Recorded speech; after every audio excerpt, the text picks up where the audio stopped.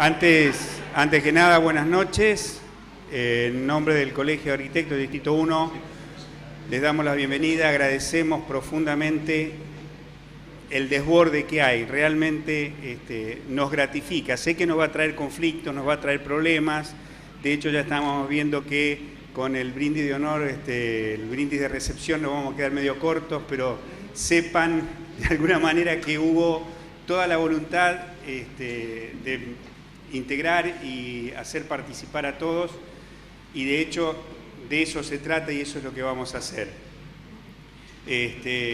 Nos sorprendió gratamente la cantidad de gente que este acontecimiento ha convocado, por lo que más allá de los pequeños inconvenientes que podamos tener, vamos a saber disimular, porque en última instancia esto se trata de encontrarnos, de llevar adelante una experiencia colectiva que busca enriquecernos a cada uno de nosotros.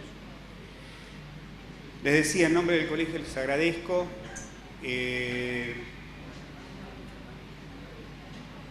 Yo en oportunidad del otorgamiento del doctor honoris causa a Méndez da Rocha, tuve la obligación, digamos, la grata tarea de repasar un poco su biografía a instancias de la necesidad de la presentación académica de la solicitud del doctor honoris causa. Y eso me dio oportunidad para retomar, revisar lo que es la parte sustancial de la historia de la arquitectura latinoamericana que tanto tiempo ha estado silenciada por las grandes editoriales, por los grandes autores, básicamente por la historiografía tradicional, la historiografía clásica. Repasar la labor de cada uno de los arquitectos que a lo largo y a lo ancho de América Latina han estado llevando adelante experiencias propias y han tratado de, con esas experiencias, encontrar formas de radicación, de anclar en el suelo las propias realizaciones que cultural, simbólica y socialmente puedan integrarse en los contextos en los que están trabajando con profundo y serio compromiso. Ha sido una variable que podríamos encontrar prácticamente en todos los países cuando los recorremos en todas las direcciones. Yo les comento, por cualquier cosa, arriba hay un salón con pantalla grande también para aquellos que quieran estar un poco más cómodos. Hoy podemos decir que esa línea o esa beta tiene continuidad. América Latina sigue en un proceso de exploración y consolidación de propias identidades, fundamentalmente porque las dislocaciones que produce el proceso de globalización impactan necesariamente en sociedades con ciertos grados de debilidad, como es la propia sociedad que nos cobija, que nos alberga. Y eso nosotros lo vivimos y lo sufrimos cotidianamente. Entonces, toda labor que signifique trabajar desde el territorio, con el territorio, desde el contexto social, con el material cultural, que apoye y apunte fundamentalmente a la consolidación de estas identidades propias y abrir esencialmente caminos en esta dirección, en este sentido, resultan vitales y son fundamentales. Hoy podemos decir que hay un número importante de arquitectos en Colombia, en Perú, en Ecuador, en Chile, en Uruguay, en Paraguay, en Brasil y en Argentina que están trabajando y explorando estas líneas. Hoy nosotros tenemos la suerte de contar con un grupo de trabajo, con grupos variados de trabajo paraguayos, con dos generaciones en realidad, para ser más preciso, que están acompañando y están trabajando en esta línea y en este desarrollo. La idea de encontrarnos fundamentalmente es encontrar dos localidades, como es Asunción y Santa Fe, que tienen una misma historia, dado que En un febrero de 1573, Juan de Garay baja por el río para fundar esta ciudad de Santa Fe, en las costas del Callastá, y baja precisamente de Asunción. Asunción y Santa Fe de alguna manera tienen, por territorialidad, por fluvialidad, por paisaje, y por esta historia común, contactos y cercanías que necesitamos explotar y necesitamos consolidar. Y por eso nos pareció importante llevar adelante este tipo de experiencias que esperamos puedan tener eco y puedan llevar a que nuevas experiencias vayan consolidando lazos de trabajo en común y lazos fundamentalmente de amistad. Nosotros en primera instancia lo que vamos a tener son grupos de jóvenes arquitectos, que son quienes están detrás mío, que van a hablar un poco de su propia producción.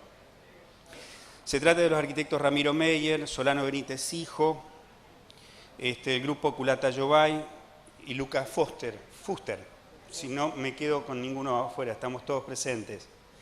Después de esto vamos a tener, ya en un formato más de conferencia, donde la temática de vivienda va a ser, digamos, un poco el centro del trabajo, a Sonia Carísima, Francisco Tomboli y a Sergio Fanego y Miguel Duarte. Pero ahora para esta primera instancia, que va a ser esencialmente contar un poco qué es lo que estamos haciendo, qué es lo que ellos están haciendo y cómo lo están haciendo, yo los voy a dejar con el moderador del grupo, con Javier Mendiondo, y con el grupo en sí para que puedan desarrollar, bueno, su experiencia. Muy bien, gracias Marcelo. Y bueno, realmente es un momento muy importante porque este espacio de alguna manera es la continuidad de muchas cosas que se vienen haciendo desde hace un tiempo. Recuerdo 2001 cuando por primera vez vinieron Javier Corbalán y Solano Benítez y parece mentira que la historia continúe y con gente tan joven que nos venga a contar sobre sus prácticas, sobre su pensamiento y su manera de hacer esta cosa que nos vincula, que es la arquitectura.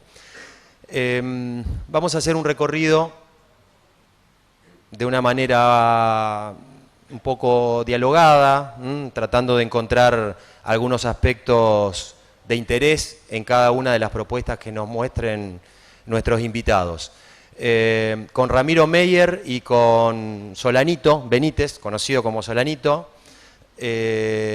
vamos a ver obras que están enfocadas principalmente en una propuesta estructural, que es una de las vetas que caracteriza esto que tanto nos interesa la arquitectura paraguaya.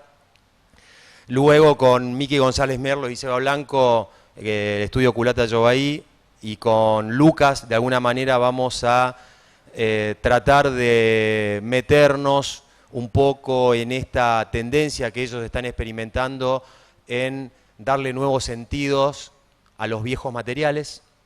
Y por otro lado, también en la última instancia con Lucas Fuster vamos a ver cuáles son los verdaderos desafíos del espacio público en Asunción, tema también de las últimas conferencias que se están dando en el Colegio de Arquitectos y que también emerge como uno de los retos, de las aventuras más interesantes que están sucediendo en Asunción. Así que, para empezar, y como esto va a ser un poquito desestructurado, cada uno de ellos va a presentarse y vamos a arrancar con Ramiro Meyer, muy joven arquitecto, que nos va a contar una obra muy publicada en las redes sociales que es Catenario. Hola, muchas gracias por la invitación a Javier, al Colegio de Arquitectos, a esta actividad increíble.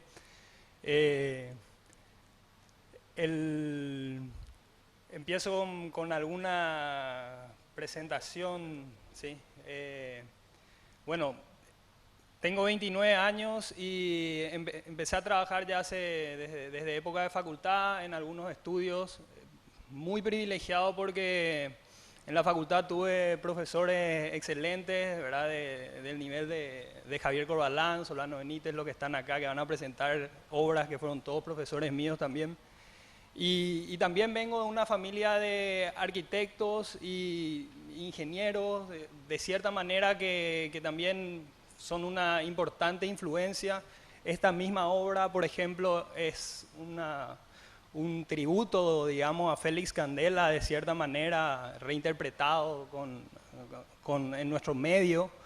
Pero tengo un tío ingeniero que trabajó con Félix Candela, entonces, de cierta manera, siempre tuve esa fascinación a ese tipo de estructuras laminares que con muy poco espesor, con muy poco material, logran espacialidades increíbles, ¿verdad? También parte de lo que es esta pasión de construir, digamos, también se fue construyendo en este tipo de workshops, ¿verdad?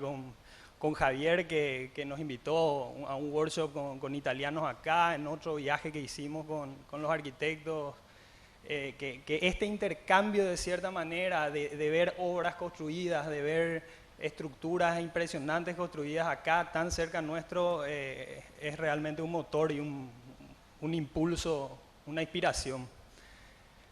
Esta obra es mi trabajo de tesis de la facultad, es mi trabajo de tesis y parte de una estructura de Félix Candela que hizo, es la primera cáscara que él hizo, también como un prototipo experimental en el patio de su estudio, una cáscara que había hecho de hormigón armado, pero donde lo más interesante a mi parecer era el encofrado, que era muy económico, era un encofrado que Félix Candela hizo en madera y donde el hormigón se cargaba sobre bolsas de arpillera que generaban una doble curvatura. Esa era la geometría que bueno, es una catenaria y la doble curvatura se genera entre los nervios. Voy a ir explicando eso con estas vigas que se generaron. Como dije, el encofrado era lo más interesante, entonces el proyecto consistió en hacer un encofrado que con bolsas de arpillera pueda recibir, en este caso, ladrillos de tierra que fabricamos en el lugar. ¿Por qué fabricamos ladrillos de tierra? Fue, digamos, una pregunta sobre el material con el que íbamos a trabajar en la catenaria y surgió el interés por la tierra como material porque es un material con el que siempre se construyó, la humanidad siempre construyó con tierra y hoy en día, como no es un material industrial, ya no se usa, ¿verdad? Sin embargo, existe una tradición y existen unas propiedades de la tierra como un material que absorbe humedad y regula la humedad del ambiente, muy interesantes que nos interesaban experimentar. También porque se trata de un material que se considera de interés social, un material al que la gente no le tiene fe. Y digamos, en este caso se trataba de una catenaria donde los ladrillos iban a trabajar a compresión pura. Entonces, la tierra, el ladrillo, era muy lógico que podía funcionar utilizando el sistema que también conocemos de mampostería armada, que fue muy desarrollado por Eladio Dieste. Dieste lo que tenía de interesante, porque es como una mezcla de Dieste y Candela lo que ocurre acá, es que esas estructuras curvas requieren encofrados costosos.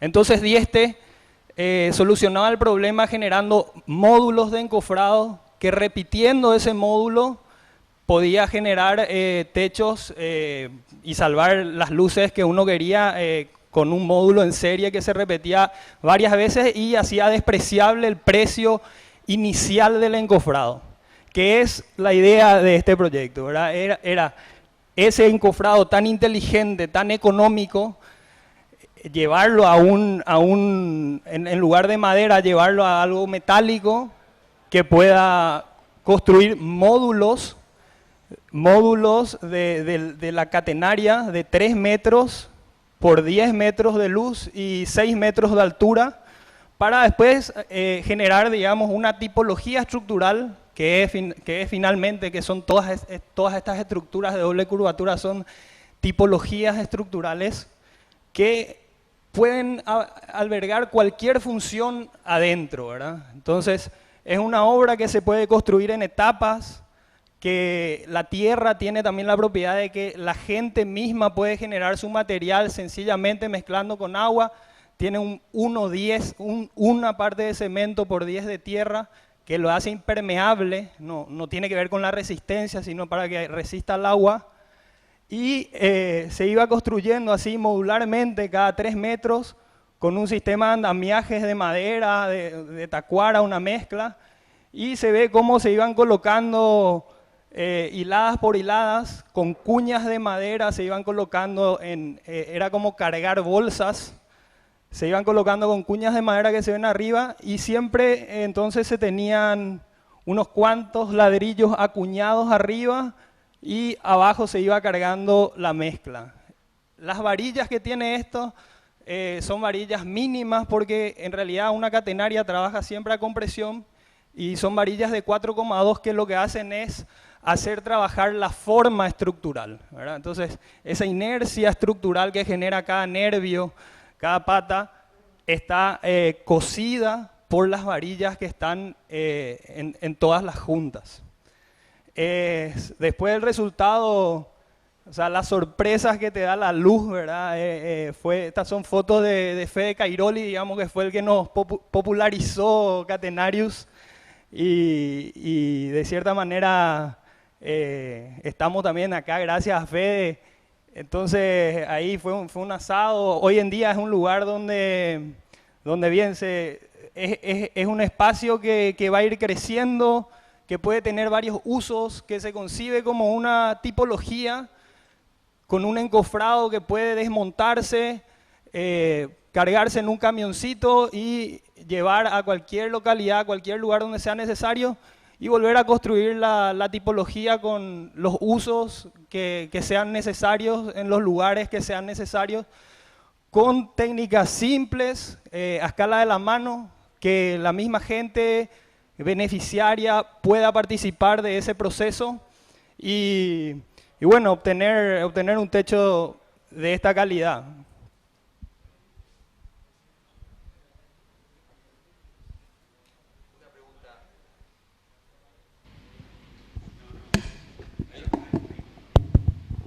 Ramiro, ¿cómo esto dijiste que fue un trabajo de tesis, el desarrollo de tu tesis de graduación en la facultad?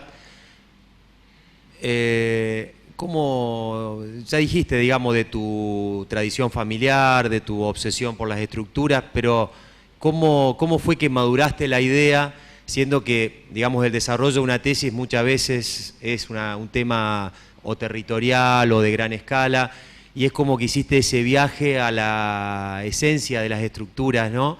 Y definiste el tema de tu tesis en algo que a priori parece muy sencillo, pero cuando uno termina viendo el resultado, termina siendo un aporte muy interesante.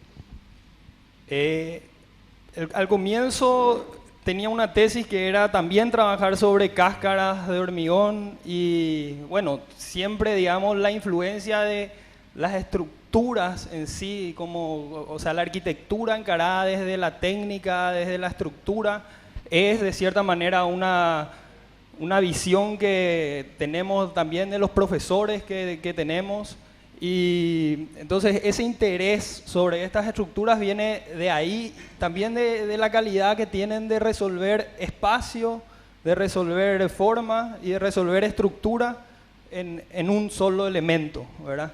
Entonces, esa era algo que convencía.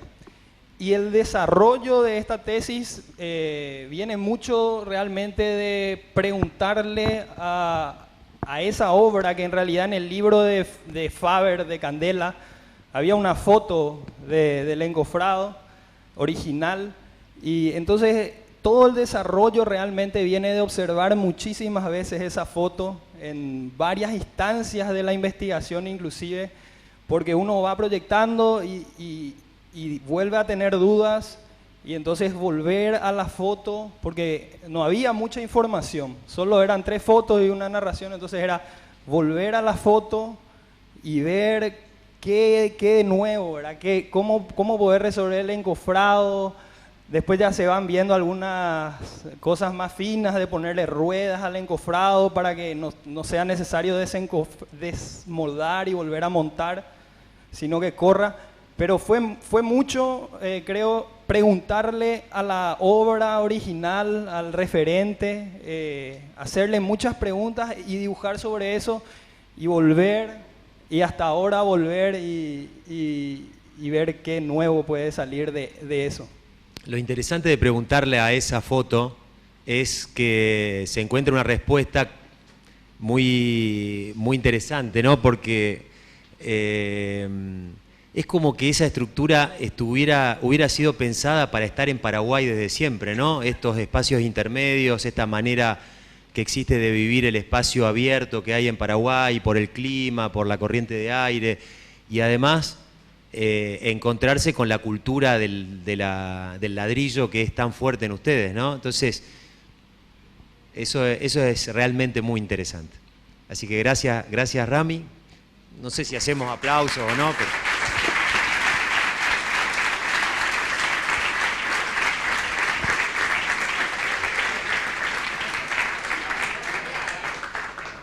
Bueno, siguiendo con el tema de estructuras, pasamos ahora y vamos a ver la propuesta del Gabinete de Arquitectura.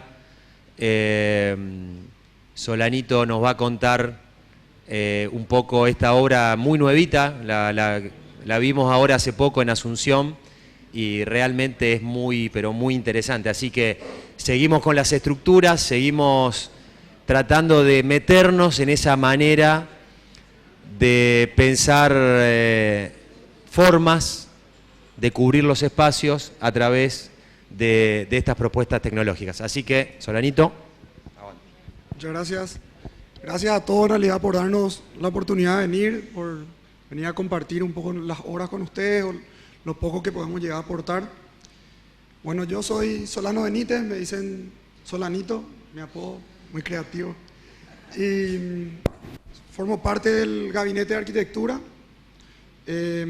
Soy socio irresponsable en realidad del Gabinete de Arquitectura, más irresponsable que otra cosa. Y el Gabinete de Arquitectura es una sociedad que está compuesta por Solano Benítez, Gloria Cabral y por mí, y un grupo de atorrantes que está por acá que nos ayudan en todo y hacen que todo sea posible. El Gabinete de Arquitectura es una sociedad que intenta hacer que los procesos de construcción, de proyecto y de aprendizaje estén siempre vinculados a la investigación. La investigación para poder producir conocimiento. Y producir conocimiento siempre es doloroso, porque tratamos de hacer las cosas que no sabemos hacer. Entonces, en realidad, hacemos para aprender y aprendemos haciendo todos los días, porque encarar este tipo de obras en realidad siempre parece más fácil con lo que no encontramos después, ¿verdad? Y bueno, para ir cerrando un poco la idea de lo que es el gabinete, quiero hablarles de esta obra particular que empezamos el año pasado y la estamos terminando ahora, en la que cuando ya estábamos hablando con mi tía, que es la propietaria de este quincho, decíamos que el error tenía muy mala prensa, ¿verdad? Porque siempre uno liga ahí con te equivocaste, te salió mal. Y en realidad en esta obra que me tocó a mí encarar desde el principio, desde el proyecto, la construcción, todo, los presupuestos, los clientes, etcétera, ingenieros, y todo salió mal. En todo nos equivocamos, o me equivoqué, no sé. Pero finalmente quedó, la obra está como está, fuimos superando todas las adversidades que fuimos encontrando y creo que más bien ese es el legado de la obra, ¿verdad? El tratar de intentar producir conocimiento al menos, ¿verdad?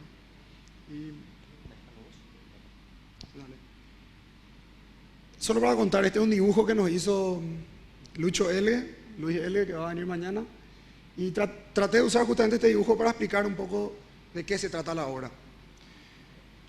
Una señora, se llama Coral, es mi tía, viene y nos pide un quincho para el fondo de su casa. En el fondo de su casa estaba solamente la pileta y nos dicen, ellos les gusta mucho hacer asado, fiesta, etc. Entonces, bueno, tomamos la idea de hacer el quincho y surgió esto. que estructuralmente, porque Javier me preguntaba estructuralmente, o sea, hablaba de la estructura. Y bueno, estructuralmente el quincho es una losa que está colgada de 3 vigas. Esas 3 vigas, esas 3 vigas tienen 2 puntos de apoyo. Uno es hacia el fondo, en el lindero prácticamente, y el otro punto de apoyo es en la viga. En la parte que está hacia allá de la viga, de esta viga principal, descansan las otras 3 vigas, y este voladizo funciona como palanca. Entonces, en realidad, todo está trabajando en conjunto, ¿verdad? Por eso para desencofrar fue así un proceso un poco extraño, ¿verdad? Sacamos un puntal de acá, uno acá, y así nos íbamos desencofrando, ¿verdad? Esta es la obra como está ahora. Algunos nos pudieron acompañar a ver la obra en Asunción y fue muy gratificante verla a todos. Estuvo Peter Sunto en esa obra y fue muy gratificante. Y bueno, voy a ir pasando las fotos para contarles un poco cómo se diseñó y cómo se pensó esto, ¿verdad? Nosotros lo que escombro en realidad. El sobrino de mi tía tiene una empresa que es una ladrillera y nos ofreció darnos una camionada de ladrillos de escombro muy barato. Primero supuestamente nos iba a regalar y después nos empezó a cobrar, en realidad. Pero bueno, era lo que teníamos y con esos escombros empezamos a clasificarlo y qué sé yo, empezamos a pensar en paneles, ¿verdad? En hacer paneles, preparábamos guías, íbamos levantando los paneles, controlando los tiempos de producción, que nos equivocábamos. Tuvimos que probar 1000 veces las maneras de usar esos tutores, terminó en una especie de queseras, no eran estas eran las primeras que fallaron. Bueno, con esos paneles, apilonando esos paneles, íbamos juntándolos con alambre y lo íbamos acopiando, sin mezcla todavía, porque si le colocábamos la mezcla, fraguaban muy lento, entonces se nos rompían al levantar. La mezcla, en los paneles, la misma cosa. Fuimos probando distintos tipos de dosificaciones que variaban en los tiempos en los que podíamos levantar los paneles, ¿verdad? Dependiendo del tiempo que teníamos, íbamos haciendo mezclas un poco más duras, ¿verdad? Y una vez acopiado así, venía uno de los personales y le iba sellando los triángulos. Perdón. Bueno, esta es arriba de la losa ya, encofrada con las armaduras colocadas. Esas varillas que se ven para arriba son en realidad los tensores que les hablé que están jalando la losa. Tuvimos que repensar, inclusive, o sea, fue un acompañamiento con los de ingeniería. Realmente el ingeniero nos tuvo mucha paciencia también, ¿verdad? Porque entre las cosas que hicimos mal era que calculamos mal el tamaño de los paneles. O sea, tenían 70 cada panel, pero al colocar tenían 79 los triángulos y todo estaba pensado para triángulos de 70. Entonces había menos diagonales, menos triángulos y todo era recalcular todo el tiempo para que se quede, ¿verdad?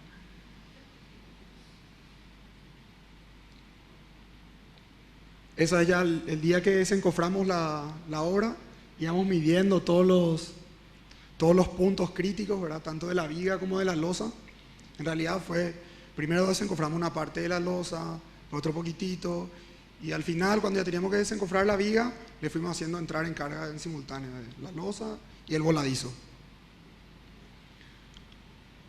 Eso es ya ahora, ¿verdad? Está un poco más lindo, limpio, todo.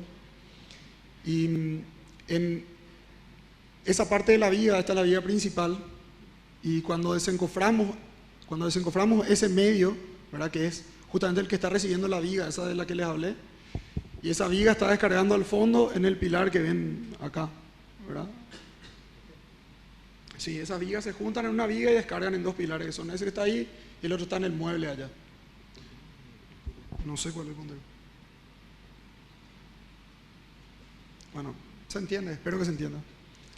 Y bueno, justamente cuando desencoframos esto nos dimos cuenta que bajó esta parte de la viga principal, que era la parte que más miedo le teníamos, bajó 3 milímetros y el voladizo subió 2 milímetros. Entonces fue así un logro, le llamamos al ingeniero, contentísimo, porque entre paréntesis ya le habíamos colocado todos estos refuerzos que ven por fuera, que son las diagonales esas. Bueno, así fue quedando el quincho, le colocamos como empezamos con los personales, esa me parece una anécdota digna de contar, que es cuando empezamos a hacer los paneles, primero de los triángulos de arriba y de la viga, los personales eran así súper apáticos, ¿verdad? ¿Para qué estamos haciendo esto? ¿Por qué nos colocamos ahí? No se va a quedar. Después ya le empezó a gustar el tema de los paneles, ya nos contaba que hacían ampliaciones en su casa con paneles. Y después cuando hicimos las paredes de paneles, porque también se hacían en el suelo, íbamos levantando, ya era todo paneleable. Así. Cualquier cosa que vamos a hacer, no, vamos a hacer en panel y vamos a levantar. Ya, dominado. Todo el equipo de personales y de gente con la que trabajamos en esta obra, que fue muy grande, eran toditos nuevos. Porque nosotros hacía un tiempo nos construíamos y retomamos la construcción con esta obra, justamente. Y entonces fue así una cosa muy loca. La reacción de los personales mismos, ¿verdad? Y nuestra ni hablar, ¿verdad? Porque aprendíamos mucho de ellos y después le veíamos sacando selfies así en la hora. Entonces era señal de que estaba bien. Ese es el interior, cómo está quedando, está abierto. Todavía lo estamos terminando, o sea, ya está todo pintado, todo. Y se empezaron a colocar los vidrios el día que veníamos justamente. Estas son unas fotos de noche, la obra. Primero no toca, voy a retroceder una imagen para que se entienda. La obra no apoya, la losa no apoya en ningún punto, está solamente colgada de las vigas. Entonces, en los linderos tampoco tiene ningún apoyo la obra, ¿verdad? Y esas paredes que hicimos, que separamos un poco más, que están viendo ahí al fondo, de paneles, era poder meter todas las instalaciones, ¿verdad? Entonces metíamos toda la parte de cañería pluvial y eso está entrando por ahí atrás, abastecimiento, etcétera. Está la obra de noche, tiene 3 tipos de iluminación, uno es las que están en los bordes, ¿verdad? Otra es los focos que se ven muy poco, pero se van a entender en otra foto. Y otro es la iluminación, otro tipo de iluminación es el que está encima de las vigas, que es lo que está iluminando ahora, ¿verdad? Ahí a la izquierda están las parrillas y las cajitas son bloques de baños.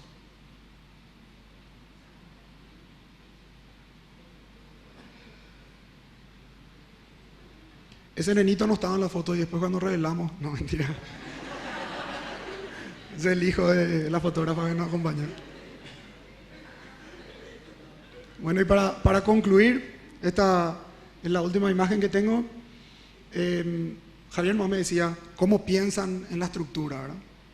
Y en realidad la estructura la pensamos, o sea, este proyecto tuvo 1001 proyectos anteriores y en realidad es el desarrollo de una técnica que veníamos haciendo con la de Teletón, que era hacerle trabajar los prefabricados en bóvedas, ¿verdad? Y cuando nos fuimos dando cuenta de cómo eso trabajaba y cómo nos iban quedando, decidimos probar ahora en estructuras planas, ¿verdad? Como fue el caso de la losa y de todos los inconvenientes que eso nos trajo y los aprendizajes, sobre todo, que eso nos trajo. Y último tema que no me quería olvidar, algo que me dijo Fran, que comente un poco. ¿Qué tanto, o sea, la gente dice, hacer una obra así es muy